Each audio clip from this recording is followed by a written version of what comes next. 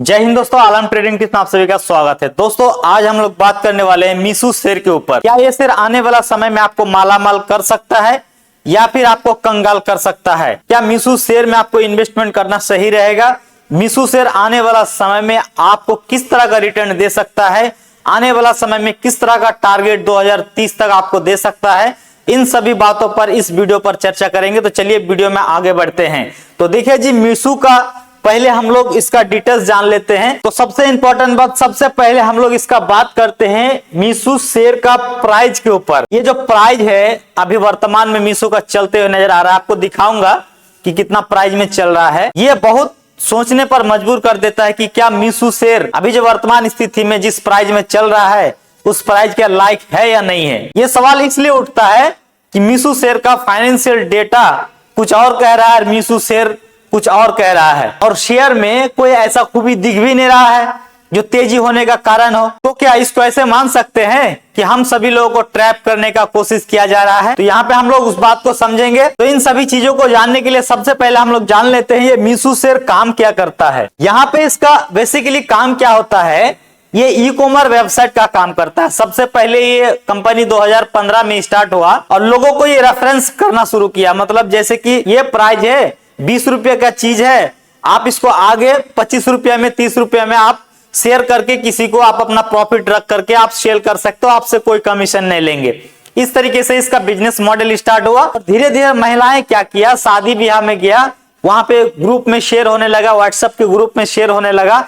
इस तरीके से इसका जो है धीरे धीरे कस्टमर बनते गया और ई कॉमर्स वेबसाइट में ये अच्छा खासा अभी जो है सेलिंग करते हुए नजर आ रहा है। और अभी वर्तमान की स्थिति में इसका मार्केट कैप की अगर बात करें तो बहुत अच्छा है, और इसका सेलिंग पर भी अगर आप नजर डालेंगे तो बहुत अच्छा खासा सेल क्रिएट करते हुए नजर आ रहा है। लेकिन सबसे बड़ा सवाल ये उठता है कि क्या ये जो सेल दिखा रहा है, सेल के पीछे इसका कुछ प्रॉफिट है या नहीं है, उसको भी हम लोग देखेंगे। क्योंकि कोई भी बिजनेस मॉडल का सिर्फ और सिर्फ सेल से ही सारा काम नहीं चल जाता है, उसको प्रॉफिट भी करना होता है, तभी आपको शेयर में प्रॉफिट बना करके दे सकता है। तो इसका सेल के पीछे क्या कहानी है ये भी हम लोग समझेंगे, जानेंगे। इसका सेल के पीछे की अगर कहानी की अगर बात करें तो मीशो में क्या होता है कि यहाँ पे आपको सस्ते दामों में कपड़ा मिल जाता है।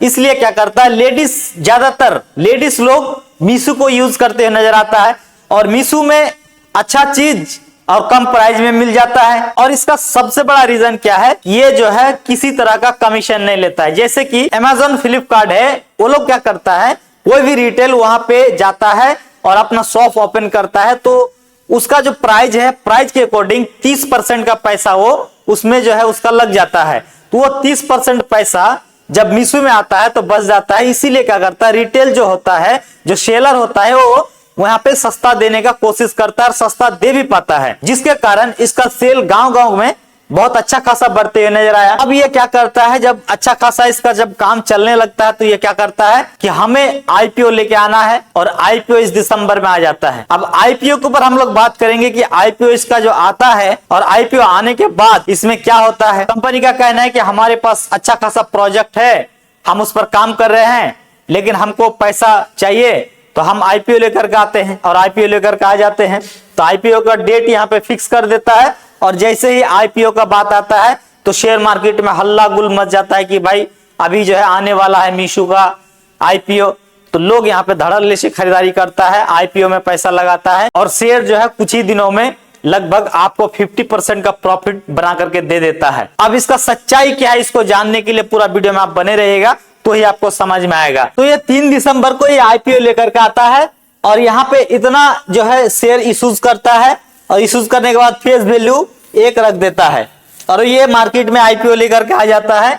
यहाँ पे आप मिनिमम इतना से आप आईपीओ ले सकते थे, और लॉट साइज लगभग इतना था, 135 था। और आईपीओ का अगर प्राइस की अगर बात करें तो यहाँ पे आप देख सकते हैं 105 रुपया से 111 रुपया का ये अलॉटमेंट जारी करने का जो है आईपीओ साइज में आपको रखा गया था। अब होता यह है कि 10 दिसंबर को ये शेयर मार्केट में लिस्टेड हो जाता है। जब ये शेयर लिस्टिंग होता है ना, उसी वक्त लोगों का पैसा यहाँ पे 46% बढ़ जाता है। यहाँ पे आप देख सकते हैं लिस्टिंग हुआ कितना में, 162 रुपया में। तो यहाँ पे जैसे ही शेयर को लिस्टिंग किया जाता है, एक बूस्ट आता है और लोग यहाँ पे धड़ल्ले से खरीदारी करना शुरू कर देता है। तो ये जो खरीदारी कर रहे हैं लोग, क्या इसको हम सही मान के चले, या फिर हमारे साथ ये ट्रैप होने का संभावना हो सकता है? इसको हम लोग जानेंगे। देखिए दोस्तों, मैं ये नहीं कह रहा हूं कि मीशो का शेयर खराब है, लेकिन वर्तमान स्थिति का बात को देख करके हम लोग इसको अंदाजा लगा सकते हैं कि यहाँ पे क्या हो सकता है। इसको हम लोग थोड़ा सा अगर डीपली में जानना चाहेंगे तो इसका बैलेंस शीट को थोड़ा सा पढ़ना पड़ेगा और इसका चार्ट पैटर्न पर भी थोड़ा सा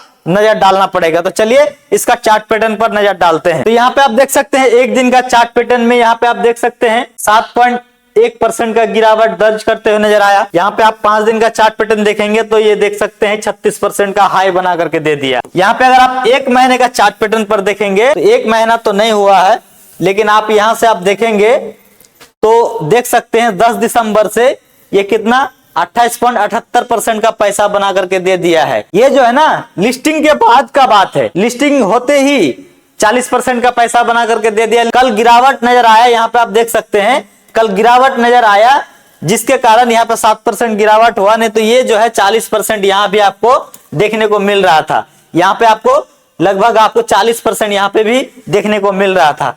तो ये सिनेरियो अभी बनाते हुए नजर आ रहा है और लोग इसी को देख करके धड़ल्ले से पैसा लगा रहा है। अब ये कहां तक संभावना है कि आने वाला समय में इसी तरीके से बढ़ते चला जाएगा, इस शेयर में चल क्या रहा है इसको देखने के लिए हम लोग फाइनेंशियल डिटेल्स को पढ़ेंगे, तभी हम लोगों को समझ में आएगा। तो यहाँ पे फाइनेंशियल डिटेल्स में अगर आप जाएंगे तो यहाँ पे आप देख सकते हैं मार्केट कैप में इसका कोई कमी नहीं है, 1,01,130 करोड़ इसका मार्केट कैप है। लेकिन दोस्तों यहाँ पे अगर आप देखेंगे ROE यहाँ पे आप देखेंगे तो माइनस है, मतलब आप ऐसे कह सकते हैं ये कंपनी जब से स्टार्ट हुआ है तब से माइनस में ही चल रहा है। अब इसका अच्छाई और खराबी क्या है इसको भी हम लोग थोड़ा सा और आगे देख लेते हैं। तो इस कंपनी को मार्केट में लिस्टेड हुआ कुछ ही दिन हुआ, इसलिए यहाँ पे आपको क्वार्टरली रिजल्ट नहीं दिखा रहा है, लेकिन आपको यहाँ पे कुछ दिन के बाद क्वार्टरली रिजल्ट देखने को मिलेगा, तब आपको पता चलेगा कि इस शेयर में क्या चल रहा है। अब यहाँ पे पहले हम लोग यहाँ पे देख सकते हैं प्रॉफिट एंड लॉस को थोड़ा सा पढ़ते हैं। तो यहाँ पे आप देखेंगे तो ये लगभग आपको 3 साल का सेल दिखा रहा है। सेल कितना है यहाँ पे आप देख सकते हैं 793 करोड़, 3,332 करोड़, 5,735 करोड़, 7,615 करोड़, 9,388 करोड़। इसका सेलिंग तो बढ़ रहा है, लेकिन इसका ऑपरेटिंग प्रॉफिट मार्जिन में जाएंगे तो 68% माइनस में, 104% माइनस में, 31% माइनस में, 6% माइनस में, 6% माइनस में। लेकिन ऑल ओवर देखा जाए तो कंपनी लॉस में ही चल रहा है। अगर इसका नेट प्रॉफिट में जाएंगे तो नेट प्रॉफिट में आप यहाँ पे आप देख सकते हैं 499 करोड़ लॉस में है, 3,248 करोड़ लॉस में है, 1,675 करोड़ लॉस में है, 318 करोड़ लॉस में है, 3,883 करोड़ यहाँ पे लॉस में है। तो इतना लॉस कर रहा है कंपनी, तो आपको पैसा कैसे देगा? यहाँ पे आप एक चीज को समझ सकते हैं कि बिजनेस में कमाएगा तभी तो शेयर में जो है आपको पैसा देगा, प्रॉफिट देगा।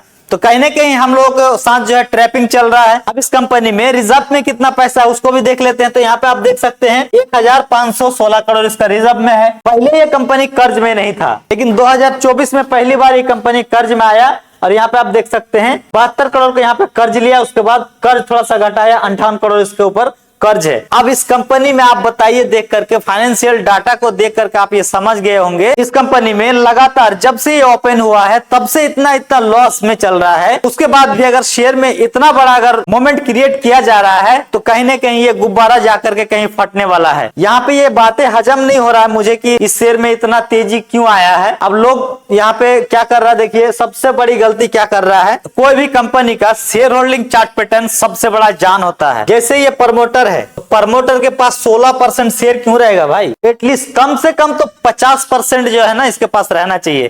क्या इसको अपने कंपनी के ऊपर भरोसा नहीं है? 16% रखा है, क्यों पता है? ये कंपनी का डिसीजन खुद से ले पाए इसलिए रखा है। और यहाँ पे अगर आप देखेंगे तो एफआईज भी ज्यादा नहीं है, 3.98% है। डीआईज की अगर बात करूं तो 4.24% है। और क्या पता यही लोग एक बबल क्रिएट किया है और इसको बेच करके फिर आपको यहाँ पे देख सकते हैं 70% यहाँ पे माल चिपका दिया है। ऐसा भी तो हो सकता है कि ये सारा मिल करके आपको यहाँ पे माल बेच रहा है और आप खरीदे जा रहे हैं और जैसे ही ये माल बेचेगा सारा का सारा नुकसान में चल जाएगा। कंपनी लॉस में है ऑल ओवर। आपको ये बताना चाहते हैं कि कंपनी लॉस में है तो आप यहाँ से बच करके रहिएगा।